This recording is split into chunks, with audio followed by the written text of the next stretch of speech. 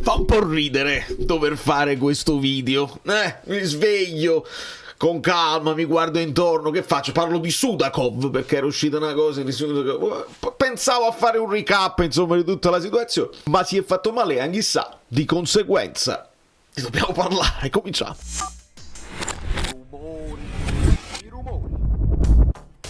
Amici bellini, benvenuto Sam Noob TV. Benvenuti a tutti i nuovi iscritti. Questo non è un video sfogo, perché lo sapete, ci sono i 4 punti: sfogarsi, divertirsi, mettere il pelo nell'uovo, così magari uno ha un ragionamento in più da fare, e portare una narrativa alternativa. Questi sono i miei obiettivi. I vostri compiti sono quelli di lasciare il like. Avete questo compito come community, proprio un obbligo.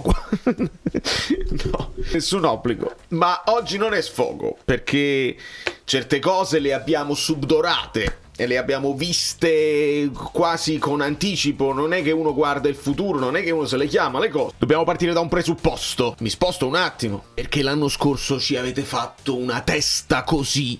Rongoni, fai più danni della grandine. Tanti infortuni. Scriveva così un noto sito che parla del Napoli 24 ore su 24. Il confronto sul tema infortuni, no? Qua si doveva esaltare Conte perché il grande staff, no? Quello là, il culturista, eccetera, eccetera. È impietoso. Di seguito il report degli infortuni sia muscolari che traumatici, che quindi già non dovrebbe avere senso. Del Napoli alla 19ª giornata: Meret, infortunio muscolare; Gollini, infortunio alla mano. Diamo colpa a Rongoni dell'infortunio alla mano. Rachmani, eccetera, eccetera. Una lista praticamente interminabile che mise sul banco degli imputati, a giusta ragione, la preparazione di Rudy Garcia. Mettiamo in chiaro: a me non interessa difendere Rongoni, difendere Garcia, e non mi interessa attaccare Conte. Mi interessa dare un quadro generale, totale, e dobbiamo mettere delle cose sul banco degli imputati per imparare la prossima volta, perché forse gli infortuni avvengono a prescindere da quelle che sono le preparazioni. Quando tu porti poi, Conte l'ha detto, no? Stiamo spingendo al limite dei giri il motore, eccetera, eccetera. Evidentemente non si può fare. Dobbiamo imparare che sì, ci piacciono i titolarissimi che sono più forti dei panchinari.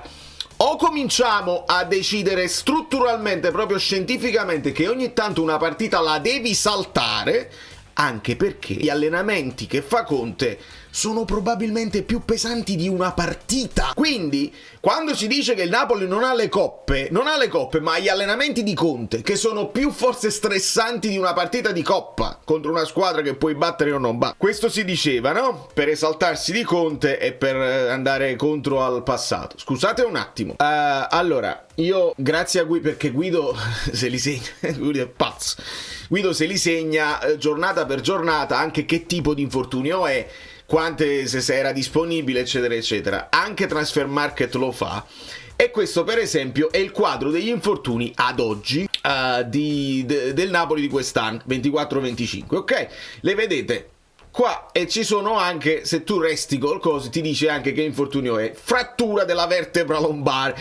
Quindi se ti parli di Buongiorno è chiaro che non può essere un infortunio che tu dai la colpa al preparatore di Conte, non può essere. E quindi vedete gli infortuni così. Andiamo a vedere un attimo quelli di Garcia, perché è una lista interminabile e lo sappiamo. È bella Transfermarkt, ma è di una pesantezza il sito. Allora, questo è l'anno scorso, del genere. Parla bene di Colombo. Bene, ve lo dico, dopo l'uovo di Colombo, per me è saltato il banco. Di questa vicenda arbitrale credo di aver parlato senza soluzione di continuità da 2 anni.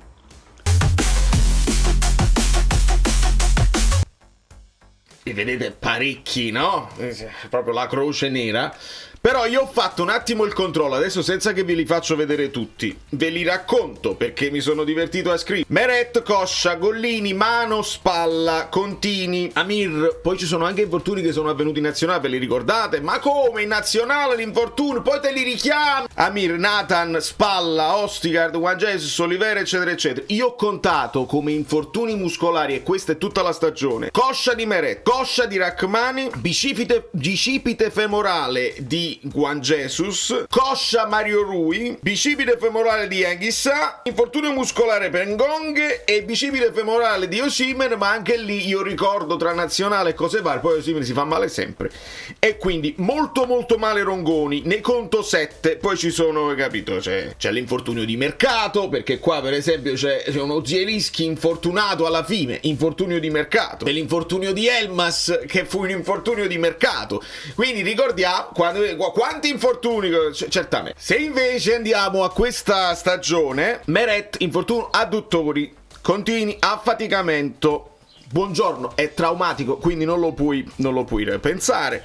Olivera Polpaccio, che questo soleo, no? È il soleo che ti salta nella gioia e nel dolore, è una trasformazione. Ok. Quindi Olivera il polpaccio, Spinazzola il gluteo, Mazzocchi il polpaccio, Lobotka la coscia, Kvara quel fallo che prese e poi diventò un infortunio praticamente di mercato, la coscia anche Neres, polpaccio anche Politano. Siamo a 9 tra quelli che ho contato di infortuni muscolari che sono tra affaticamento eccetera eccetera, quindi l'anno scorso Rongoni 7 tutto il campionato, adesso siamo già a 9. Aggiungiamoci una cosa, esistono degli infortuni che ricorrono, per esempio Mazzocchi si è fatto male ad un certo punto e si è fatto male di nuovo, lo vedete qua si è fatto male e qua si è fatto male di nuovo. Però dovete anche tenere presente una cosa, io adesso non mi sto scagliando contro il preparatore atletico di Conte, perché sarebbe stupido farlo. Questo infortunio di Lobotka, ok? Lobotka, se vai a vedere l'anno scorso, tutto verde, tutto il campionato disponibile, tranne praticamente un momento, nemmeno un infortunio, tutto verde, quindi si fa tutte le partite. Signori, non è umano pensare che questi giocatori non si possano fermare mai. Ci sono 4 o 5 giocatori al mondo che si fanno tutte le partite, tutte le competizioni, sono dei superumani, supereroi, cioè nelle loro caratteristiche c'è anche il fatto che la loro muscolatura, tutta la loro situazione fisica è perfetta, alimentazione, con la vita che fanno, con anche un po' di fortuna, perché ci dobbiamo mettere un po' di fortuna dentro, perché ci sono degli infortuni che sono questione che è Max, che si fa male quello, quando magari non accusi che ti sta mancando a uno, ma lo accusi se si fa male tutta la fascia sinistra contemporaneamente. Allora noi purtroppo come squadra, come tifosi, come società, come allenatore dobbiamo essere pessimisti sotto questo punto di vista, perché succede, perché capita. Allora è assurdo, siamo all'assurdo che tu ti mantieni Anguissa, non lo vuoi far giocare, non perché Anguissa stava al limite della sopportazione fisica e che stava in flessione, perché lo abbiamo notato che stava in flessione fisica, ha super performato, ha cominciato a fare anche gol, dopodiché partite 2/2 partite e mezzo insostenibili, malissimo. No, tu l'hai tolto dal campo facendo giocare facendo esordire Billing, perché avevi paura, giustamente, di un cartellino che te lo avrebbe fatto saltare. Tu però che fai? E questa cosa noi lo diciamo col senno del prima, perché è col senno del prima che gli abbiamo detto, ma mettere poi Anguissa per recuperare una partita quando la gamba non ce la mette perché ha paura di essere poi... Ho sentito anche, non so chi l'aveva detto, cioè è forse meglio all'inizio, perché un cartellino giallo nel primo tempo è più raro, mentre nel secondo tempo è già cambiato il termine, il modo in cui uno arbitra, e anche un fallo lieve può essere un cartellino giallo. Tu lo metti prima, tieni la partita in mano e poi metti Billing, così non si... Invece metterlo dopo non ha avuto alcun senso logico e sei stato punito dalla sfortuna, perché sfortuna, oltre alla sfortuna, perché l'hai fatto tutto per non perderlo contro lì, lo perdi contro lì, quindi la sfortuna. Però la sfortuna tu te la devi anche creare, la fortuna e la sfortuna, perché Anguissa, facendo il confronto, l'ho fatto qualche settimana fa, non lo posso rifare ancora, fidate. Il confronto con Barella, Anguissa più minuti di Barella, ma come? Barella aveva le altre coppe eccetera eccetera, evidentemente Inzaghi li ruota di più. E oltre a queste cose, la seduta degli allenamenti, doppi allenamenti, gente che vomita, gente che non ce la fa.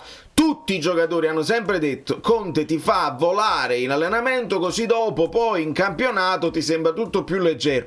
Evidentemente questi giocatori non sono abituati a fare tutto questo e si paga. si paga, allora tu dovevi forse andare un po' più cuoncio, e una partita ogni tanto, quando vedi una flessione, toglilo 20 minuti prima della fine, togli 20 minuti qua, 20 minuti là, perché adesso parliamo di Anghissà e per fortuna un billing tu l'avevi già, l'hai messo dentro per caso e te lo puoi giocare. Ma se capita a Rachmani, che cosa fai? Se capita a Di Lorenzo, che cosa fai?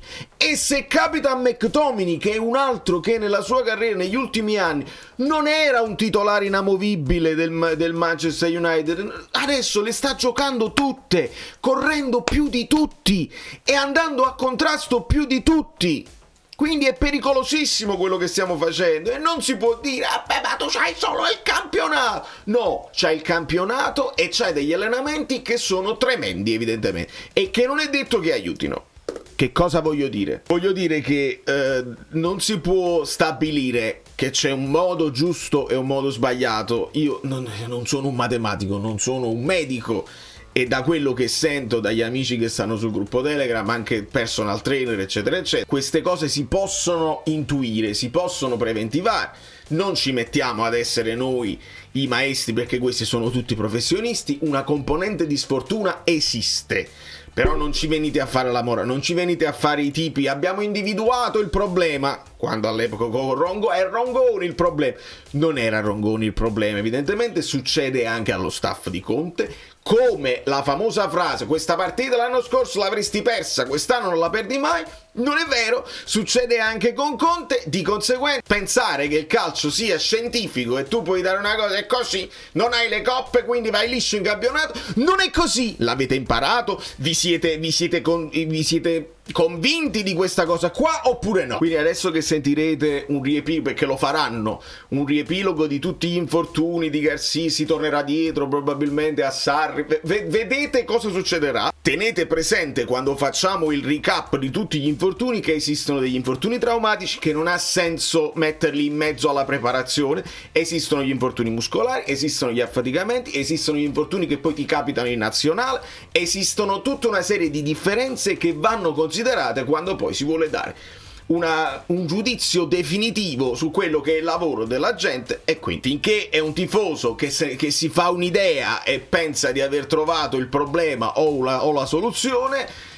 quando lo fanno gli addetti ai lavori, permettetemi che io resto sempre dubbioso e penso sempre che ognuno ha un secondo interesse e un secondo fine. Io purtroppo, come lo dicevo a Spalletti, perché l'ho detto anche a Spalletti, che ogni tanto poteva far giocare altri un pochino di più, lo abbiamo detto anche a Spalletti e andò tutto bene. Così come lo dissi a Spalletti, così l'ho detto a Conte. Conte, le sostituzioni vanno fatte un po' di più. Io capisco che tu ti fidi del tuo gruppo squadra, ma non ha pagato finora, perché come fai a dirgli qualcosa a Conte che stiamo là in classifica, abbiamo messo quel famoso fieno? Ma evidentemente questa è una squadra che per stare lì seconda a un punto dal primato è andata oltre i limiti umani e fisici di una squadra che comunque è ridotta all'osso tra infortuni sfortunati e quindi quelli traumatici e quelli muscolari di cui si devono prendere tutte le loro responsabilità. Quindi nessuna sorpresa. E per chiudere con un